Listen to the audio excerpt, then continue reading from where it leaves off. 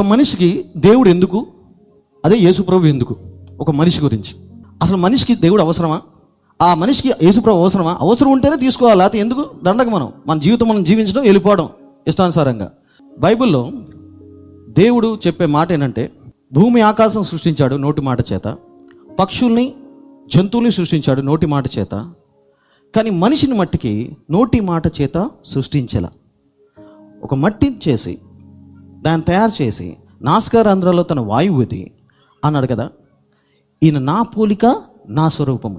దేన్ని కూడా దేవుడు ఈ పక్షి లేకపోతే ఈ జంతువు నా పోలిక నా స్వరూపము అనలా అసలు. కానీ మనిషిని మాత్రమే నా పోలిక నా స్వరూపం అన్నాడు. ఒకటి. రెండోది ఏంటంటే వాక్శక్తి ఇచ్చింది మనుషులకే.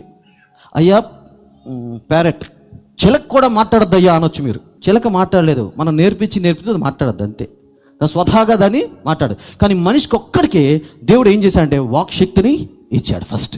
ఎందుకంటే తన పోలిక స్వరూపం కాబట్టి దేవుడు మాట్లాడగలడు కదా, మనం కూడా మాట్లాడగలం.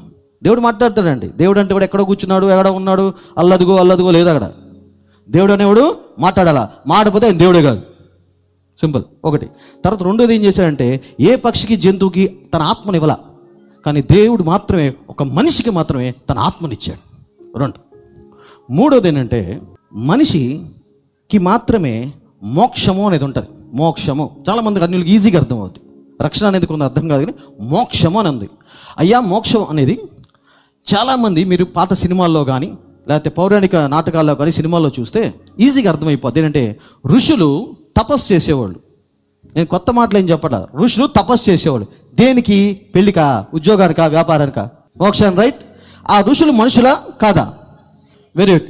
మనుషులు ఋషులు తపస్సు చేశారు ఒకే ఒకటానికి, మోక్షము. అది అంటే వాళ్ళకి అర్థమైంది ఏంటి మోక్షం అనేది ఉంది. మోక్షం అనగా ఏమీ లేదు, సింపుల్. ఏంటంటే ఒక మనిషి చనిపోయిన తర్వాత ఎంతో కాలం ఎల్లకాలం ఎవడు ఈ మనిషి ఇక్కడ భూమి మీద బతకడు, ఎల్లకాలం బతకడు. ఆమెన్. అంటే మనందరికీ తెలుసు ఒకనొక రోజు వెళ్ళిపోతామని. ఎవడని అడుగు, నాస్తికుడు కూడా తెలుసు. కానీ వెళ్ళిపోయింది ఎక్కడికి వెళ్తాం? ఎందుకంటే మనిషికి మాత్రం ఆత్మ ఉంది, ఆత్మకు చావు లేదు. శరీరం విడిచి మనం వెళ్ళిపోతాం. సో దానికి ఋషులకి అర్థమయ్యి తపస్సు చేసేవాళ్ళు. ఏదో భోగ భాగ్యాల కోసం కాదు, కేవలం నేను మోక్షం చేరాలి అని. అది వాళ్ళకి అర్థమైంది. ఎంత బతికినా తాత్కాలికమే, ఎంత సంపాదించినా తాత్కాలికమే ఇక్కడ, కానీ ఒక రోజు అక్కడికి వెళ్ళాలి అంటే దేవుడికి లెక్కప్ప చెప్పాలి. ఆ భయంతో అనుకున్నారు కదా, ఇవన్నీ కూడా వేస్టే, లోకంలో ఉన్నాయి అని పక్కన పెట్టేసి మోక్షం కోసం తపస్సు చేసేవాడు. అంటే దాని అర్థం ఏంటంటే ఒక మనిషి చనిపోయిన తర్వాత ఖచ్చితంగా నరకానికి కానీ పరలోకానికి కానీ వెళ్తాడు, స్వర్గం కానీ నరకానికి కానీ వెళ్తాడు. అది ఋషులకు అర్థమైంది. సో అందుకు మనిషికి దేవుడు కావాల్సిందే. ఇది ఒక్కటి అర్థం చేసుకోండి. నాకు అక్కర్లేదు అంటే నువ్వు ఏమంటున్నావు అంటే దాన్ని నేనేమంటానంటే, ఇప్పుడు జంతువులు ఉన్నాయి, పక్షులు ఉన్నాయి, తింటే తాగుతాయి తిరుగుతాయి చచ్చిపోతే వెళ్ళిపోతాయి. మనిషి జీవితం అట్లాంటిది కాదు. ఒక లెక్క ఉంది, అర్థం పర్థం ఉంది. అందుకనే మానవ జన్మ గొప్ప జన్మ అంటారు. ఊరినే అనలా, మానవ జన్మ గొప్ప జన్మ. సో ఇందును బట్టి మనిషికి దేవుడు కావాల్సిందే, ఖచ్చితంగా కావాల్సిందే మోక్షానికి వెళ్ళటానికి. ఈ మోక్షం ఇచ్చేవాడు ఎవడు? దేవుడు మాత్రమే ఇవ్వగలడు మోక్షం, ఏ మనిషి ఇవ్వలేడు. సో అందుకు మనిషికి దేవుడు కావాలి. సో నేను అనేది ఏంటంటే, ఇప్పుడు ఇది అర్థమైంది మీకు, మనిషికి దేవుడు కావాలని. మోక్షం గ్యారంటీ. నువ్వు నమ్మినా నమ్మపోయినా పరలోకమో నరకమో వెళ్తావు, స్వర్గానికో నరకానికి వెళ్తావు, అది గ్యారంటీ. దేవుడే కాబట్టి మనం మోక్షాన్ని ఇచ్చేది. ఆ దేవుడు ఎవరు? నేను ఒక చిన్నప్పటి నుంచి నేను అనుకునేవాడిని దేవుడు ఎవరు అని. నా ఆలోచన చెప్తాను, అది కరెక్ట్గా కదా ఆలోచించండి. ఫస్ట్ నేను అనుకునేవాడిని చిన్నప్పటి నుంచి అనమాట, పదో ఏటా అలాగ అనమాట. అసలు దేవుడు ఉన్నాడా లేడా?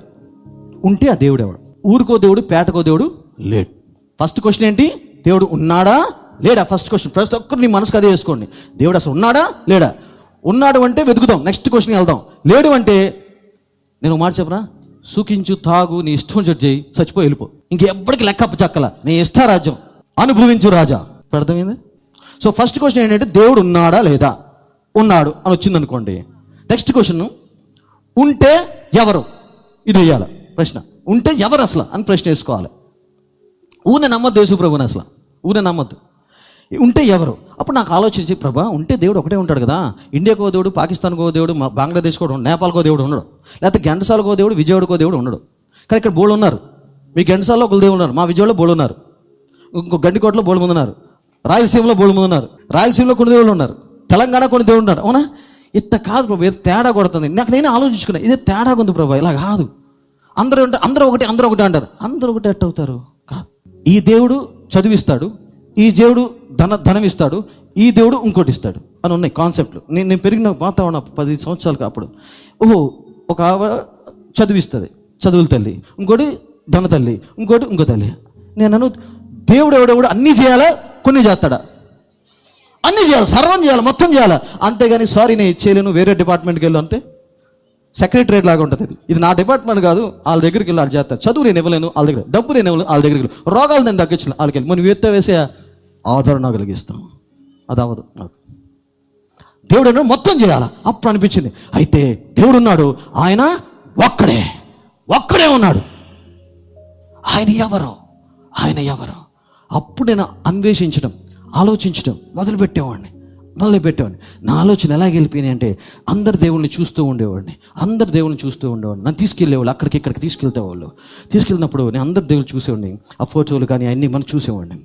ఈరోజు నేను క్రైస్తవం గురించి నేను చెప్పండి, క్రైస్తవ్యాన్ని అసహించుకోండి. క్రైస్తవంలోకి ఎవరు రావద్దు. క్రైస్తవం మనం మార్చదు, క్రైస్తవ్యం మనం పరలోకం తీసుకెళ్దు. ఎందుకంటే యేసు ప్రభు మాత్రమే పరలోకం తీసుకెళ్తాడు. బైబిల్ ఎక్కడ కూడా యేసు ప్రభు ఇదిగో నా దగ్గర రండి, నేను కొత్త మతాన్ని తీసుకొచ్చాను, క్రైస్తవ్యాన్ని తీసుకొచ్చాను, ఇదిగో రండి భారం మోస్తున్నా సంవత్సరంలో అలా ఎక్కడ అలా. ఈ క్రైస్తవ్యాన్ని పెట్టింది మనం జనాలు. అందుకే నేను క్రైస్తవ్యం నుంచి అస్సలు బోధించట్లా. అసలు దేవుడు ఉన్నాడా లేదా, ఉంటే ఎవరు అని చెప్తే వరకే, ఇష్టం నీది, యాక్సెప్ట్ చేస్తావా లేదని. సరే నేను గుళ్ళకి వెళ్తే నాకేమనిపించింది అంటే, ఒకవేళ కనుక అంటే నేను ఒక చోటుకి వెళ్ళానండి, నేను అది చెప్తాను. ఏంటంటే మా అత్తలు ఇప్పుడు పండుగ చేసుకుంటే అప్పుడు ఏం పండుగ అంటే, అది పండుగ పేరు మర్చిపోయాను, నాకు బాగా గుర్తుంది. అది ఒక పుట్టలాగా చేశారు, దాన్ని పాలు పోసారు, దాంట్లో పాలు పోసి వచ్చేసారు. పోస్తే అది పుట్టలాగా ఉంది, వీళ్ళందరూ తప్పట్టు కూడా తిరుగుతున్నారు. నేను అన్ని ఆలోచిస్తూ ఉంటాను ప్రతిదాన్ని కూడా. బైబిల్ కూడా అసలు నిజమా కాదా, యేసుప్రభు చేశాడు లేదా, అవునా కదా ఆలోచిస్తూ ఉంటా. ఆలోచించి నేను అనుకున్నాను, మా వదిన అక్క ఒక మాట, ఇప్పుడు ఆ పుట్ట నుంచి పుస్తకం పాము వచ్చిందనుకో ఏం చేస్తారన్న, అమ్మో పారిపోతాం. దేవుడు వస్తే ఎవడన్నా పారిపోతాడా? నా యేసు వస్తే నేను పారిపోను, అసలు గట్టిగా కౌగిలించుకుంటా నేను. ఆమెన్. దేవుడు వస్తే పారిపోతావా? ఆ దేవుడు నువ్వు ఎందుకు పారిపోతున్నా అంటే, ఆయన్ని తెలియలేరా ఉరక అంది. చెప్పలేకపోయింది. అంటే నువ్వేం చేస్తున్నావో నీకే తెలీదు, ఏం భక్తి చేస్తున్నావో నీకే తెలీదు. ఇంకా వేరే కొన్ని ఉన్నాయి, చెప్పకూడదు కానీ వేరే ఉన్నాయి. అయినాను ఆ దేవతలు అవన్నీ కూడా దిగి వచ్చి నీ కల్లో అర్ధరాత్రి 12కి వెళ్ళి నాకు మారే లెగు అంటే నీ పరిస్థితి ఏంటి? గుండాగి చచ్చిపోతారు అందరు కూడా. దేవుడు వస్తే బతికించే దేవుడు, చంపే దేవుడు కాదు. ఇప్పుడు ఎన్ని ఆలోచించేవాడిని, ఇది బాగాలేదు ప్రభు, తేడాగా ఉంది అనుకోండి. వీళ్ళందరూ వస్తే మనకి వీళ్ళు గుండాగదు, అప్పటిదాకా దండం పెట్టుకుంటే అన్నీ చేసుకుంటారు. వాళ్ళు దిగొచ్చి అర్ధరాత్రి 12కి లే అంటే చాలు, లేచిపోతారు అక్కడికి. తర్వాత నాకేమొచ్చింది అది కూడా చెప్తాను. తర్వాత యేసు ప్రభు మా పెద్దమ్మ సువార్త చెప్తూ ఉండేది. మా పెద్దమ్మ చెప్తుంటే సర్లే, అప్పుడు చిన్నతనంలో ఏం అర్థం అవుద్ది, సర్లే అనుకుని యేసు ప్రభు ఫోటో చూస్తే హాయిగా ఉంది. దేనికి? ఆయన అలా కామ్గా ఉండి గొర్రె పిల్లని ఎత్తుకుని ఎట్టానేవాడు అంతే. ఇక ఏం తెలే, లోపల గుండెకే కనపడేది ఎర్రగా. ఈయన ఎట్టాడు. ఇవన్నీ యేసు ప్రభు ఏం గీయించా, మనోళ్ళు గీశారు ఇవన్నీ ఫోటోలన్నీ. ఓకే, ఇట్టా ఉండేవాడు. అసలు ఎట్లుందంటే అసలు పాపం ఈయన నేనే ఆయనకు అవసరం ఏమో అనిపించేది నాకు. ఈయనేం బతుకుతాడు పాపం లోకంలో, నేనే అమాయకుడిని, ఈయన ఏంటాడు. అప్పుడు నాకు నచ్చింది, మన వాళ్ళు నచ్చుతారు కదా. అప్పుడు నేనే అమాయకుడిని, ఆయన అమాయకుడుకున్నాడు, దొందు సెట్ అయిపోయాం. చెప్పితే నేను ఎప్పుడు కూడా కావాలని, నేను యేసుప్రభుని నేను రక్షించబడలా, కానీ అందరితో అనేవాడిని, అరే నీకు దేవుడు అంటే నమ్మకం లేదు, నాస్తికుడు అనేవాళ్ళు నన్ను. అది తప్పించుకోవడానికి నేనేమనేవాడిని, నేను యేసుప్రభుని నమ్మానండి. అప్పుడప్పుడు ఓ చర్చిలకి వెళ్ళి నేను కొవ్వెత్తుల వ్యాపారాన్ని పెంచేవాడిని. నేను క్యాండిల్స్ వెలిగితే వెలుగు వస్తుందిగా, ఇప్పుడు తెలుసు నేనే వెలుగునని. అప్పుడు తెలియలా, నేను క్యాండిల్స్ వేసుకుని క్యాండిల్స్ అనేది బాగా వెలిగించేసేవాడిని అంతే, కోరికలు తీరాలి అంతే. అది నా భక్తి. ఓకే, ఎందుకు యేసుప్రభు నమ్ముకున్నా, ఆయన మంచిగున్నాడు, ఒకవేళ అర్ధరాత్రి వస్తే పలకరించి వచ్చి గుండె పోదు, ఆ ఉద్దేశంతో నమ్ముకున్నా అంతే. అంతవరకు ప్లస్ మనుషులు తప్పించుకోవడానికి నేను నాస్తికుని కాదురా, దేవుడు ఉన్నాడు నేను నమ్ముతా, నాకు యేసు దేవుడు అన్న, సింపుల్గా అంతే. సరే, అట్లా ఉండేవాడు అనమాట. సో అందుకు నాకు అర్థమైంది, సో యేసు మాత్రమే దేవుడు అంటున్నారు. ఎందుకంటే యేసయ్య ఒక మాట చెప్పాడు, నేనే మార్గము, నేనే సత్యము, నేనే జీవం. మీకు వాక్యాలు తీసి చూపించచ్చు, టైం లేదు కానీ మీరు చెక్ చేసుకోవచ్చు తర్వాత. నేనే మార్గము, నేనే సత్యము, నేనే జీవం. అప్పుడు అన్నప్పుడు అనిపించింది నాకు, యేసు ప్రభు ఆయన గురించి ఏం చెప్పుకున్నా అంటే నేనే దేవుడు అని చెప్పుకున్నారు. ఇలా ఇంకోళ్ళు చెప్పుకున్న వాళ్ళు నాకు కనపడలా. నేనే దేవుడు, నేను తప్ప వేరొక దేవుడు లేడని ఎక్కడ కనపడలా. నాకు ఎవరు అంత ధైర్యంగా చెప్పుకోవాలా, యేసయ్య మాత్రమే చెప్పగలిగాడు. అప్పుడు నాకు అనిపించింది, ఇంత ధైర్యం ఈయనకి వచ్చింది. ఇదంటారే అసలు నకిలీ తెలిసిపోద్ది, ఎంతో కాలం పట్టదు. ఆ దొంగ నోటికి అసలు నోటికి తెలిసిపోద్ది, కొంతకాలమే ముచ్చట అంతే. అప్పుడు ఇంత ధైర్యంగా ఎవ్వరు చెప్పలేదే. నిజంగా దేవుడైతేనే అంత మాట, గొప్ప మాట చెప్పగలడు, నేను తప్ప వేరే ఒక దేవుళ్ళని. తర్వాత నేను ఆలోచించాను, ఓకే ఈయనే దేవుడు అనమాట. ఓకే అలాగైతే ఏమనుకున్నానంటే, అయితే యేసయ్య దేవుడు, లేకపోతే దేవుడు కాదు, ఒకనొక దేవుడు బట్టి కాదు. హలో, మామూలుగా మన అంటారు కదా అందరూ కూడా, క్రైస్తవులు మా అందరూ ఒకటేనండి, బాయ్ బాయ్ అంటారు. నాకు మెయిన్ అద్భుతాలు కాదు, మోక్షం. నేను చనిపోయిన తర్వాత నాకు నరకాల వెళ్ళాలని లేదు. ఆ రోజు ఋషులు తపస్సు చేశారు మోక్షానికి, భోగభాగ్యాలకు కాదు. అప్పుడు నాకు అనిపించింది, ప్రభా నేను చనిపోయినప్పుడు నేను ఎక్కడికి వెళ్తాను, నేను పరలోకి వెళ్ళాలి, నరకం వెళ్ళకూడదు. అయితే నాకు ఎవ్వరు కూడా నాకు ఆ ధైర్యాన్ని ఇవ్వాల. నేను ఒకసారి ఇది కూడా చేశా.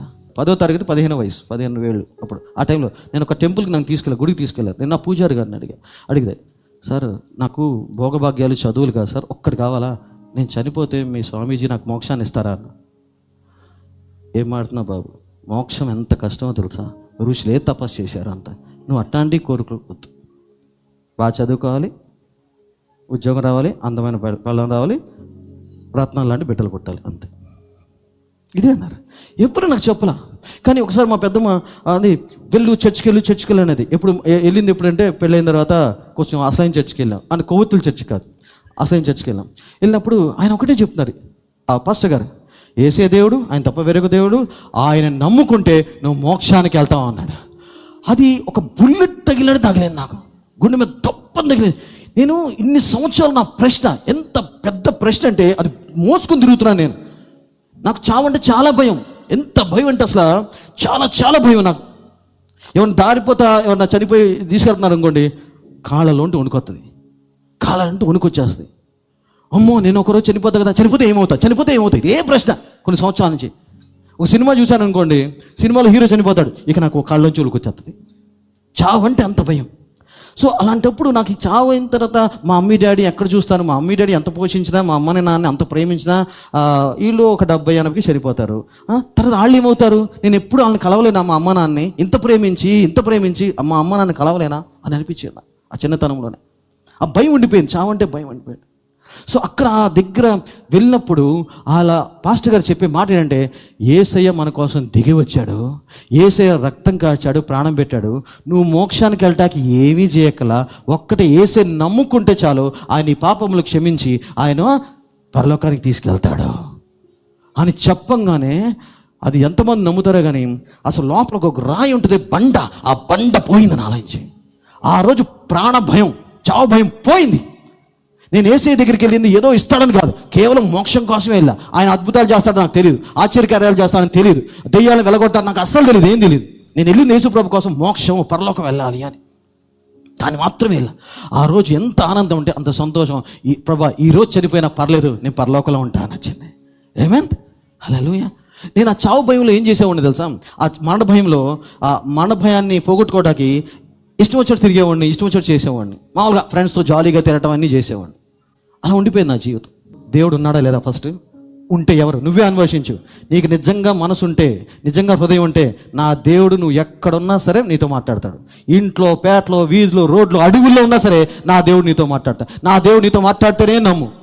ఇంత ధైర్యంగా ఎందుకు చెప్తున్నాడు, ఒరిజినల్ డూప్లికేట్ అందుకు ఇంత ధైర్యంగా చెప్తున్నా. నా దేవుడు నీతో మాట్లాడితే నమ్ము, అదే చర్చికి వెళ్ళొద్దు అసలు. మానే యేసుప్రభు పక్కన పెట్టు. చాలామంది మా చుట్టాలు ఉంటారు, అరే మనం అందరం ఒకటేరా అంటాడు. లేదు పెద్దమ్మా లేదత్తయ్య ఉంటారు చుట్టాలు. ఈరోజు యేసు ప్రభు లాంటి వాడు నువ్వు చూపించు, నేను ఇప్పుడే బైబిల్ చెత్తకుండీలో పారేస్తాను, అంత ధైర్యంగా. అక్కర్లా నాకు యేసు ప్రభు, అలాంటి వాడిని యేసు ప్రభు ప్రేమించేవాడిని, క్షమించేవాడిని చూపించు అయిపోతాను. తర్వాత ఒక మాట మాట్లాడే వాళ్ళ దగ్గర, నేను ఒకటి చెప్తానండి అని మా చుట్టాలతో, ఒక మాట చెప్తాను, నువ్వు దేవుడిని చేరుకోవాలంటే ఏం చేయాలన్నా, దేవుడిని చేరుకోవాలంటే నువ్వేం చేస్తావన్నా, నేనా వ్రతాలు, పూజలు, పునస్కారాలు మొత్తం అన్నీ చేస్తాను, దాన్ని బట్టి దేవుడు ప్రసన్నమయ్యి నేను దేవుడి దగ్గరికి వెళ్తాను. మంచిది. ఇక్కడ ఏం తేడా తెలుసా, బైబిల్లో అన్ని మతాల్లో మనిషి దేవుణ్ణి చేరటానికి ఏమేం చేయాలని రాసింది, కానీ బైబిల్లో మాత్రమే మనిషిని చేరటానికి దేవుడు ఏం చేశాడని రాసింది. హల్లెలూయా. అదొక్క తేడా. నేనేం చేయక్కలా, నువ్వు కూడా చెప్పనా, నా దేవుడే నా కోసం దిగొచ్చాడు. నువ్వు నీ దేవుడి కోసం నువ్వు ఎక్కెళ్ళాలా, నా కోసం నా దేవుడు దిగొచ్చాడు. ఎక్కడి నుంచి? కొండ వేయించి మెట్లు వేయించి కాదు, యాడ్ నుంచి ఎందుకు వచ్చాడు? పరలో.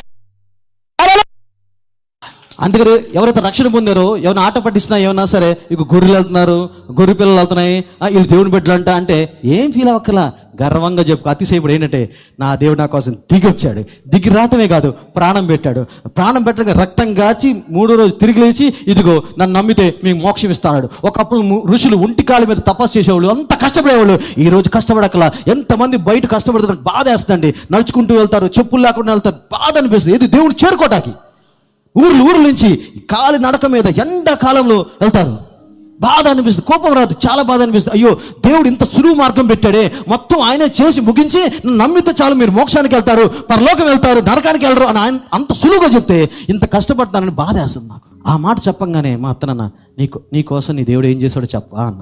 ఇప్పుడే వంట చేసా, తిందుగంటరా ఫస్ట్ అంతే. సమాధానం లేదు. భోంచేద్దు మాడుకో, భోంచి ఫస్ట్ అంది. ఇక మాటలు మారిపోతాయి, మన దగ్గర సమాధానం లేకపోతే మాట మార్చేస్తాం అన్నప్పుడు. అవునా అంది, కామ్ అయిపోయింది, ఇంకా లేదు. రెండోది ఏది బైబిల్లో నమ్మాలా వద్దా, నేను చెప్పేస్తాను ఇప్పుడే అన్న. అప్పుడే నమ్ములు, అయితే నమ్మొద్దు, ఊరిని నమ్మొద్దు అన్న. యేసు ప్రభువుకు ఎవరు ఊరిని నమ్మొద్దు. ఇప్పుడు బైబిల్ నిజమా కాదా నాకు ప్రశ్నలు వస్తాయి, బోళ్ళు నాకే ప్రశ్నలు వస్తాయి, సమాధానం నాకే వస్తాయి. మళ్ళీ నేను అనుకున్నాను, అత ఒక మాట చెప్తాను, బైబిల్ అబద్ధం అనుకో. ఒకప్పుడు బైబిల్ కొన్ని 1000 సంవత్సరాలు, 2000 సంవత్సరాలు, 3000 సంవత్సరాల క్రితం అద్భుతాలు, ఆశ్చర్యకార్యాలు, దేవుడి గురించి గొప్ప అన్నీ ఉన్నాయి, దీంట్లో ఉన్నాయి, అన్నీ రాసి ఉన్నాయి. ఇది అబద్ధమైతే ఇప్పుడు అద్భుతాలు జరగకూడదు, ఆశ్చర్యకార్యాలు జరగకూడదు, స్వస్థతలు జరగకూడదు, మేలు జరగకూడదు, క్యాన్సర్లు తగ్గకూడదు, దెయ్యాలు పోకూడదు. ఇది అబద్ధమైతే. కానీ అత ఏమైందంటే, ఈ బైబిల్లో ఏమేది రాసిందో అవన్నీ కూడా ఇప్పుడు కూడా జరుగుతున్నాయి. దాన్ని బట్టి రేపు పొద్దున మీకు ఎవరైనా ప్రశ్న ఇస్తే ఎందుకు యేసు ప్రభు నమ్మాలంటే, బైబిల్ కరెక్ట్ ఎలా, బైబిల్ని కరెక్ట్ అని ఎలా చెప్పాలి అంటే ఒకటే చెప్పండి, అలనాడు జరిగినవి కూడా ఇప్పుడు కూడా జరుగుతున్నాయి అంటే దాన్ని బట్టి బైబిల్ కరెక్ట్. జరగకపోతే నేను నమ్మేవాడిని కాదు, బైబిల్ వేస్ట్ అనేవాడిని, చందమామల పుస్తకం అనేవాడిని, దీన్ని కథల పుస్తకం అనేవాడిని. కానీ అప్పుడు జరిగిన అద్భుతాలు ఇక్కడ జరుగుతాయి. నువ్వు చూడపోవచ్చు నీ కళ్ళారా, నీ చుట్టూతో లేకపోవచ్చు, కానీ ప్రపంచవ్యాప్తంగా జరుగుతున్నాయి. లేకపోతే యేసు ప్రభు నమ్మేవాళ్ళు కాదు. అందుకని యేసు ప్రభు బైబిల్లో ఒక చోట అంటాడు కదా, మీరు నన్ను నమ్మరా పర్లేదు, కనీసం నేను సూచక్రియలు చేస్తున్నాను కదా, అద్భుతాలు చేస్తున్నాను కదా, దాన్ని బట్టన నన్ను నమ్మండి అంటాడు ఒక చోట. దాన్ని బట్ట నన్ను నమ్మండి, ఊరే నమ్మొద్దు అంటాడు. నా దేవుడు ఎవరిని కూడా బలవంతం చేసే దేవుడు ఎంత మాత్రమో కాదు. ఎప్పుడు కూడా యేసయ్య దేవుడా కాదా పరీక్షించు. ఆయన దేవుడైతే ఆయనకు లోబడు. తర్వాత రెండోది, మనిషి జన్మ గొప్ప జన్మ, దాన్ని ఇష్టానుసారంగా పాడు చేసుకోవద్దు. చివరికి మనిషి చనిపోతాడు, పరలోకం నరకం వెళ్తాడు, అది గ్యారంటీ. సో ఆ దేవుడు ఎవరు అర్థం చేసుకుని పరీక్షించి రుచి చూసి తెలుసుకో. క్రైస్తవ్యంలోకి రావద్దు, క్రైస్తవ్యం నేను చెడగొడుతుంది, యేసు ప్రభు నేను బతికిస్తాడు.